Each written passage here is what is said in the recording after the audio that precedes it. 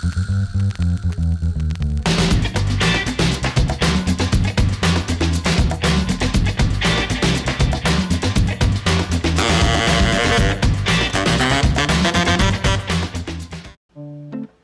Outlaw Nation, welcome back to the Outlaw Dynasty Outlaw Insider Week 3. Disappointing loss last week. We were in that game, but you turn the ball over 4 times. You're not going to beat anybody doing that. And don't hate on Romero too much. That last one was my fault. I forgot I sent A on the street instead of B, and realized it as I tapped the button ever so gently, floating a game-ending interception out there off the right side. So we're going to get better. We're going to move past this one because we got a big one this week. We got number 2 Penn State coming to Taco Casa Stadium, and we need to play well, and we need to get a W. Hopefully we can do both of those. But let's check out the top 25 standings, stats, and take a look at the Nittany Lions and the matchup ahead of us this week. Let's go. Your Week 3 top 25 goes Tennessee, Penn State, Nebraska, Florida State, Oklahoma, Oregon, USC, Florida, Minnesota, Virginia Tech moves up to number 10. Arkansas, Iowa, Illinois, Notre Dame, Northwest Missouri, Georgia, LSU, Cal, Arizona, and Miami 11 through 20. Ohio State, Arizona, Ole Miss, Virginia, and Washington rounds out your Week 3 top 25. Conference USA results last week. Our disappointing loss to Virginia Tech. Northwest Missouri beats Ohio 38-23. Pittsburgh State beat an FCS. UTSA lost to an FCS. Arkansas Tech beat an FCS. Our opponent Penn State last week beat Texas State 30-10. Central Missouri beat an FCS. Arkansas State beat an FCS in overtime. Stanford beat New Mexico State. North Texas beats an FCS.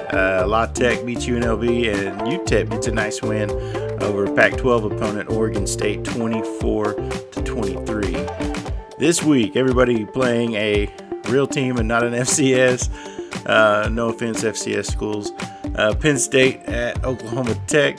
Louisiana Tech at Arizona, Toledo at UTEP, New Mexico State at South Carolina, Cincinnati at Texas State, UTSA at Baylor, Pittsburgh State goes to Maryland, and Arkansas State hosts the Trojans of Southern California. And that is your Week 3 CUSA schedule. Let's talk about Cruton. Just a few changes this week. We removed a few guys off the board that we just weren't gaining any ground on. We were steadily falling further and further behind, so it just wasn't prudent to keep putting points into those fellas. So we removed them and added a few new targets out of the low lock.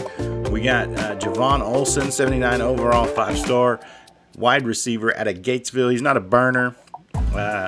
He is 85 speed, 83 excel, 84 agility, but the route running's 88, spec catch 89, catching traffic 86, carrying 93, catching 76, so he's a chain mover.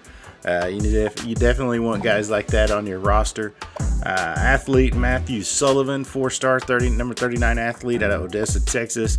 Andrew Charles, another wideout. He's a 5-star, number 9 wide receiver out of Mineral Wells.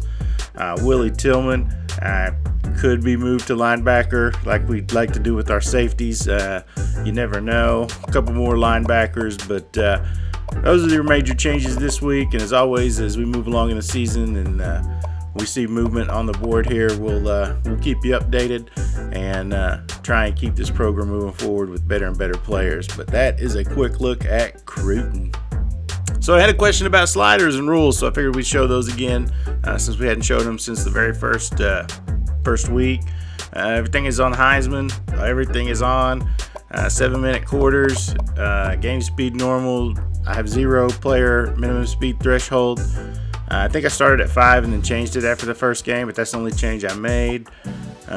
Penalties, there you go. User, QB accuracy is going to be 5 for both. We're 45 down here. I didn't touch any interceptions.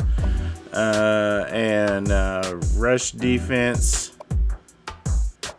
Kicking power, that's the one, or field goal power, that's the one that's the same for both of them. So basically it's 45-55. Kickoff power is the same for both teams. And then 45, 55. And our throwing power, QB accuracy, and field goal power is the same for both AI and user. But those are the sliders. There you go. Let's check out the Nittany Lions. 74-74 on your quarterbacks. Looks like 2 redshirt freshmen and a true freshman. I guess Sims is going to be your starter. He looks more mobile with 86 excel, 82 speed. Weber, starting tailback, 94 overall, 96 excel, 95 speed. And we got run up and down the field on last week by Strong from Virginia Tech. So we got to lock in and shut down the run game here against this guy. Fullback's going to be a 71 overall. They got a 90 wide out and a 79-74. 92 tight end. Whoa, a 60 overall left tackle. That's crazy, man. They're the number 2 team in the country. 81 left guard, 88 center, 94 right guard, 66 right tackle, 89 left end, 76 right end, 93 defensive tackle, 84 defensive tackle, 78. Backers go 86 left, 92 middle, 81 right. Corners go 85, 84, 83 with an 87 free safety, 83 strong safety, and the kicker is a 68 and the punter is an 85. Kind of shocked at those tackle ratings. A 60 and a 66 are their starting tackles. A 74 overall quarterback. We just shut down the run game and get them in passing situations, and we go after those inexperienced quarterback off the edges against those lower rated tackles. To me, it seems like the most logical way to attack them. Hopefully it doesn't burn us, but that's kind of what I foresee just looking at those ratings. But yeah, that's a quick look at the Nittany Lions. All right, so Penn State, just the one game so far. Of course, they beat Texas State last week, 30-10. As far as us, after last week, Romero evens out his touchdowns and picks to 4-4, 33 of 50 for 389. Anderson with 27 carries for 98 yards, 2 touchdowns.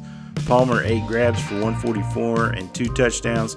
Balser leading the team with 10 tackles. McBride, Vela, and Scott all have 1 pick, and Roberson has 1 sack. Those are our leaders. After one game, Sims 11 of 22, 237 and 2 touchdowns. Weber 28 carries for 159 yards and a touchdown, and 3 catches for 115 yards and 1 touchdown. So he's definitely their offensive weapon there with those numbers there in the first game. Bain leads them in tackles with 7. Thorne 1 pick. Robinson 2 sacks.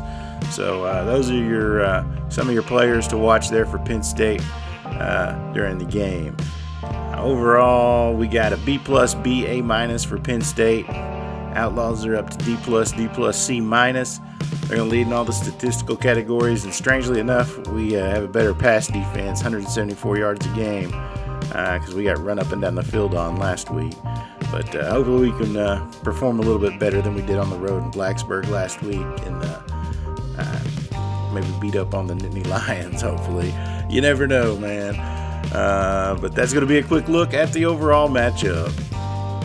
There we go, 88 overall against 68 overall. Their 86 offense against our 71 defense. Our 67 offense against their 92 defense. They will be running the Air Force offense and the 4-3 defense. And of course, we will be running the light speed offense and the Book of Suffering on defense. All right, our top highest rated players, Wellington, of course, 83 overall. David Smith at 79, the freshman defensive tackle, and our backup kicker at 76. Their top 3, Weber, the halfback. You can see from those numbers, he is their best player. The guards already got 7 pancakes through 7 pancakes in one game. He had 7 pancakes last week. That's crazy. And the defensive tackle, 93 overall, 5 tackles, 2 tackles for loss, and 2 sacks. Is going to be their top 3. There's your numbers. Number 2, Penn State, 1-0 versus the Outlaws, 1-1. Of course, all those numbers, they're not much right now. They're going to change over the next 2 weeks as we're just getting started in the season. But that's going to be it this week. We appreciate you stopping by and checking out the Insider. If you are enjoying the Outlaw Dynasty, of course, we humbly ask that you give us a little support. Hit that like button, subscribe, share, comment. We love the comments. Hoist trophies, win championships. Follow us on the socials, Instagram, Facebook, Twitter, all that stuff there. But we appreciate you checking us out. For the Tater Sports Network, I am Chip D. Till next time, see ya. You crazy mother...